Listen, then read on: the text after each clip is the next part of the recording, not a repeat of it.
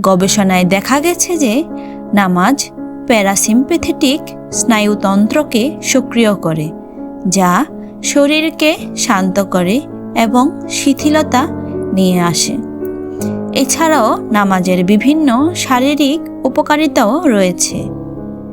নামাজের রুকু, সিজদা ও উঠা বসার মতো ধারাবাহিক শারীরিক কার্যক্রমগুলি একটি হালকা ব্যায়ামের মতো কাজ করে।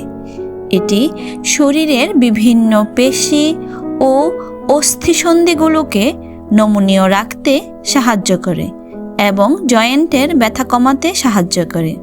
নামাজের বিভিন্ন ভঙ্গিমা শরীরের বিভিন্ন অংশে রক্ত সঞ্চালনকে স্বাভাবিক ও উন্নত করতে সাহায্য করে। বিশেষ করে সিজদার সময় মস্তিষ্ক ও উপরের অংশে রক্ত প্রবাহ বাড়ে। রুকুর সময় পিঠ সমান ও টান টান হয়, যা মেরুদণ্ড এবং নিম্নপিঠের পেশিগুলিকে শিথিল করে। এটি পিঠের ব্যথা কমাতে কার্যকর হতে পারে।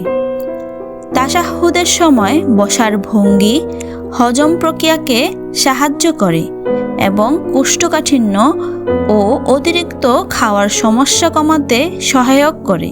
নিয়মিত নামাজ আদায়ের ফলে মেটাবলিজম বৃদ্ধি পায় এবং এটি সামগ্রিক হৃদযন্ত্রের স্বাস্থ্যের জন্য উপকারী। এরকম নিত্য নতুন ভিডিও পেতে আমাদের চ্যানেলটি সাবস্ক্রাইব এবং ফলো করুন। বেল আইকনটি প্রেস করতে ভুলবেন না। সঙ্গে থাকুন, সুস্থ থাকুন, ভালো থাকুন।